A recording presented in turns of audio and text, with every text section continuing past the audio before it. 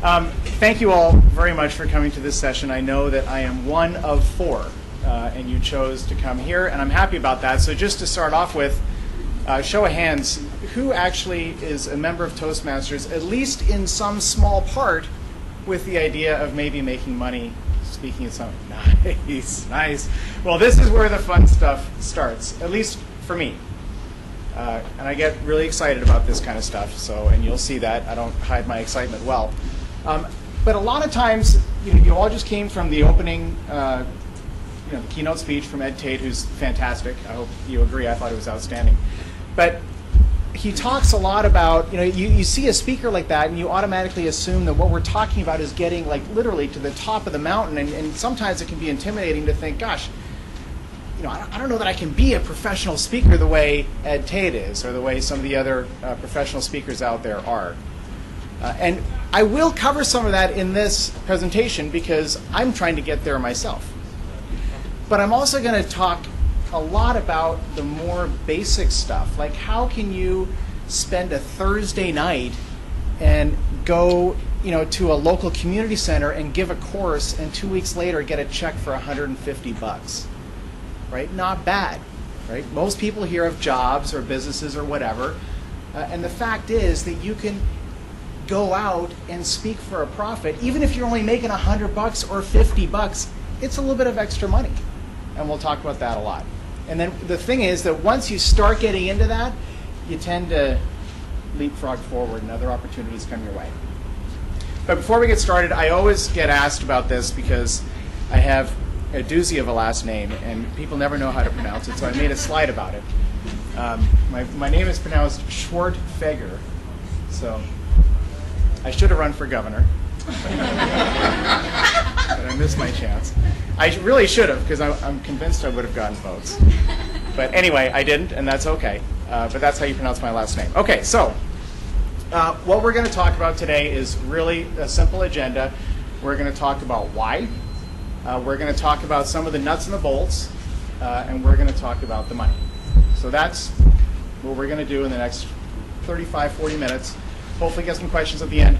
We are already 5 minutes behind schedule in this conference, so we're going to have to hustle a little bit, but we'll get through it as fast as we can. So why speak? Now look, the nice thing about an audience like this, which is different than the audiences I normally speak to, is that everyone here has already demonstrated the fact that you want to be public speaking. This is something that you want to do. This is something that you enjoy doing. And if you don't enjoy it, you want to learn to enjoy it and get better at it. Okay? But the fact of the matter is, when you speak in front of people, you immediately get a certain amount of credibility, kind of whether you like it or not. And I know I'm preaching to the choir when I say this, but I think it's important to start with this because the initial incentives of why we're doing this are pretty much unanimous. You get a lot of credibility right away. You also get a lot of exposure and leverage. I'm going to speak once, and I'm going to have, however many people are here, 50 or 60 people, hear what I have to say all at one time. That's a huge amount of leverage that you can use in your business or your work or what have you. And finally, you can make some money. And again, that's where we're going to come back to. But what it all starts with is picking your niche of what you're an expert in, and then being willing to go outside of your club and demonstrate that expertise. So who's an expert? Right? Who's an expert? Everyone in the room is an expert, especially today in the internet world. Everyone, all of you have to, the same way I and anyone else, if you don't know what you're an expert in yet, we got to figure that out. But stake your claim on a little piece of the universe and say, that's my piece, and I'm an expert, and I have the ability to go out and tell other people about it. And I'll tell you, this isn't the topic of this course, but I talk about this stuff, the internet a lot. That's my primary business. People used to look at the source first and the content second. That is completely reversed today. People look at the content first and the source second. That's a huge opportunity. That means that anyone can be an expert. Anyone in this room can be an expert. You just have to have good quality content. And if you have good quality content, you put it out into the universe through the internet or whatever means you choose, and it's validated by your peer group, you're an expert. That's it. That's all it takes. It takes good quality content. So if you have good quality content, that's the only starting block that you really need. Okay. Some of the direct benefits, again, I know I'm preaching to the choir, but the fact of the matter is I wanted to bring this down. Some people here are self-employed. Some people are working. And maybe some people are neither working nor self-employed. Right? I don't know. But the fact is, if you're running your own business, speaking in public, you can make money by finding clients. Right? You can show your expertise and have people come to you and get a lot more business coming your way just because you get that credibility, that exposure, that leverage by demonstrating your expertise in public. But what if you're not self-employed? You can be a lot more valuable to your employer if your employer knows that you can speak in public effectively. Again, I know you already know this, but I'm hammering it in because you can employ this in all different facets of your life. Whether it's being in a management position and motivating your employees, or whether it's being a spokesperson for your company outside of your company to potential clients or stakeholders, what have you. And if you're in neither of those camps, you can still use these skills to be a spokesperson for a cause that you're passionate about. And we've got a great example recently because this campaign that's been going on for 2 years was the most inclusive campaign on both tickets in history. More people got involved in the campaign on both sides of the, on both tickets. And people, a good friend of mine, made a name for herself in the Walnut Creek area because she became really a neighborhood leader for the campaign. So she chose to use her skills in that way and become more valuable. So there's a lot of different ways you can use this stuff. This next slide is I mean, again, everyone here trains in public speaking all the time. So it goes without saying, but we'll spend a minute and a half on it. If you're going to do this, you got to know your topic, because there's going to be some people in this audience, for example, who in this audience has already spoken for payment? Yeah, so there's a few people here who have spoken for payment already. Maybe there's some people in here who make more money speaking than I do, right, which is very possible.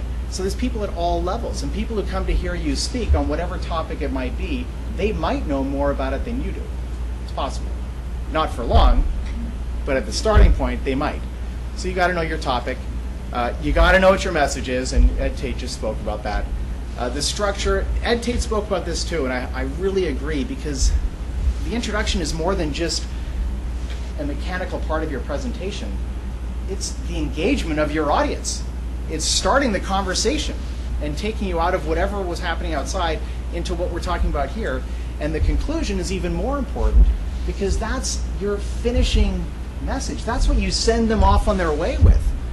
So if you want them to do something, you need to let them know.